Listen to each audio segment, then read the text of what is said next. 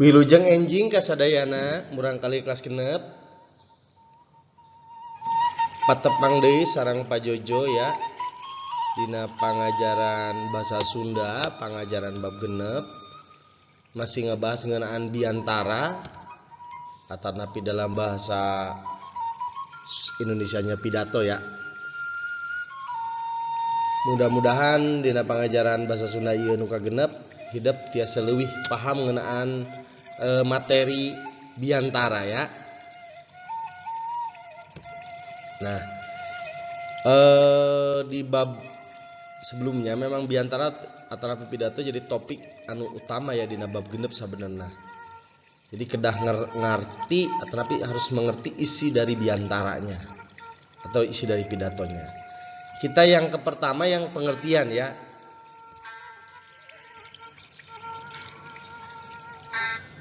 Pengertian biantara nyaeta nyarita atau berbicara ya dihareupeun balarea pikeun nganepikeun salah sahiji hal atanapi masalah secara teratur berurutan serta jelas kalawan aya tujuan maksud anu tangtu. Jadi bercerita hareupeun itu di depan ya, di depan balarea itu banyak orang atau masyarakat umum atau banyak lebih dari satu orang ya, banyak sekali ya, dengan tujuan menyampaikan suatu maksud atau suatu hal secara teratur ya, berurutan serta jelas disertai dengan tujuan dan maksud tertentu. Itu pengertian biantara atau pidato ya. Biantara sifatna monologis. Monologis itu artinya nepikeun ceritaan anu ngan saukur searah, jadi satu arah. Hanya pembicara atau pidato aja yang berbicara. Kemudian ada syarat-syarat disebut pidato atau napi biantara ya, ada syarat yang disebut pidato atau biantaranya eta. Yang pertama harus di depan ya, balarea atau napi jalma raya, jadi harus di depan masyarakat umum berbicaranya. Kudu aya tujuan ya, harus ada tujuan dan maksud tertentu. Nah, ini ada bagian-bagian biantara. Secara lengkap biantara teh seperti surat ya, ada salam buka, ada isi, ada panutup ya. Jadi ada salam bubuka, pangbagia, bubuka, isi, kacendakan, panutup, jeung salam panutup. Jadi sebenarnya ada 3 hal saja, yaitu salam bubuka, isi, jeung panutup ya. Ada pambuka, isi, panutup sebenarnya. Nah, di antara bubuka, bagian bubuka ada apa aja nih? Jadi mengucapkan ucapan bubuka, menarik perhatian para hadirin, jadi menarik perhatian para halayak atau orang yang di depan yang sedang berpidato itu dapat menarik perhatian yang masyarakatnya atau orang-orang yang sedang dia lakukan pidato. Kemudian pidato atau biantara biasanya dibuka ke bahasa basi ya. Ya, permisi atau mengucapkan selamat pagi. Jangan terlalu berlebih, poma ulah kelewihan, jadi jangan terlalu berlebih. Sekedar untuk memulai yang ngamimitian itu memulai masalah naon anu ku urang rek disampaikan, jadi rek didugikeun tuh masalahnya apa. Kemudian ngadugikeun menyampaikan garis besar ageng garis besar ya isi pidato ngan sok pokok-pokokna we jadi cuman pokok-pokoknya aja yang disampaikan. Kemudian kedua isinya biasanya apa aja, yaitu uraian lengkap, menerangkan secara jelas baik dan terperinci apa yang mau disampaikan dari awal sampai akhir. Kemudian kesimpulan nyandak hiji kesimpulan tidak isi didugikeun. Ya. Nyandak hiji kesimpulan tidak naon-naon anu terus didugikeun sangkan masalah anu tadi parantos didugikeun langkung jelas jeung kaharti. Jadi kesimpulan itu ya. Hareupeun jeung saran-saran mangrupa anjuran biasanya. Nasihat serta bimbingan ngeunaan harapan ngarupakeun ajakan-ajakan sangkan naon anu parantos diukeun tiasa diwujudkeun secara nyata. Jadi mengajak ya. Ada isi ajakannya itu. Kemudian penutupnya biasanya apa? Ini penutup sangat penting.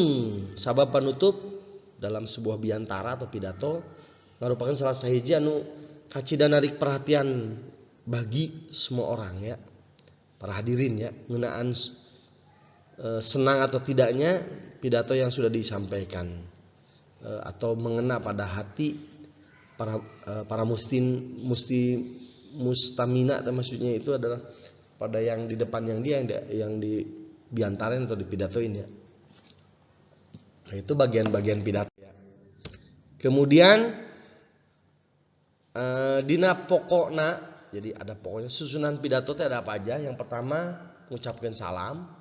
Di pidato itu ada mengucapkan salam, mengucapkan ucapan buka, jadi pembuka, kemudian ngaduikeun garis ageng isi pidato, kemudian uraian lengkap, lalu kesimpulan, lalu harapan jeung sasaran, lalu panutup atau salam panutup.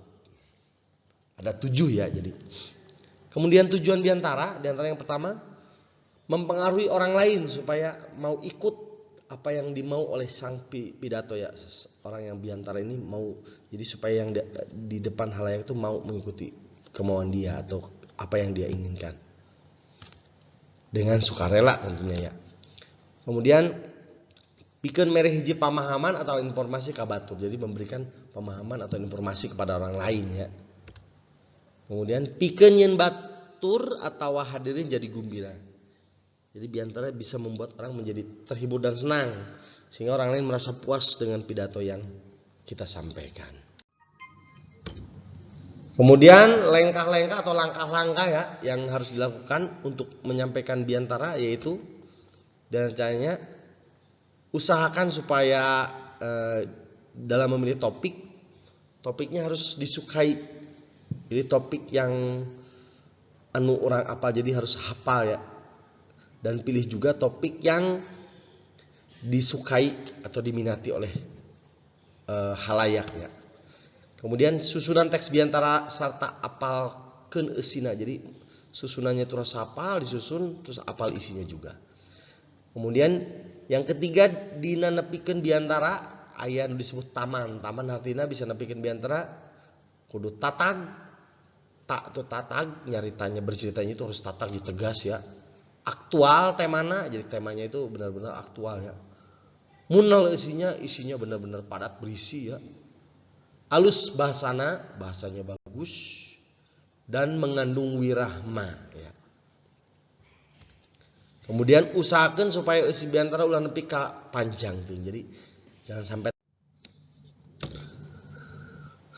Baik, ini ada contoh pidato perpisahan ya kelas 6. Wilu jeung enjing kasadayana, puji sinarang syukur kasanggakeun ka Gusti Nu Maha Suci, wireh dina danget ieu urang sadaya tiasa riung mungpulung dina raraga nyakseni upacara paturai tineung, wireh simkuring sapara kanca bade ngantunkeun ieu sakola sabada tamat diajar salami genep taun. Bapak kali ibu hadirin hormateun simkuring, mungguh ari waktu asa nyiak pisan sajorelat, asa kamari keneh simkuring sapara kanca munggaran lebet ka ieu sakola. Ayeuna tos kedah paturai deui. Simkuring sapara kanca kedah miang deui neraskeun sakola, ngahontal harapan sareng cita-cita. Kantenan wae salami genep taun diajar di sakola, seueur pisan anu bakal janten panineungan. Di dieu di sakola orang nu geunah pikabetaheun simkuring sapara kanca diajar neangan ilmu. Ruang riung boh di kelas boh dina rupa-rupa kagiatan, bari sakapeung sempal guyon gogonjakan sareng rerencangan. Tangtos bae eta sadayana bakal jadi panineungan nu moal kahilapkeun. Atuh kasayan bapak kali ibu guru sadayana, ilmu pangaweruhna anu didugikeun ku kasim kuring sapara kanca tangtos bakal nyerep dina angen janten obor anu nyaangan jalan sorangeun. Pamugi ilmu nu katampi sing janten manfaat kanggo abdi sapara kanca.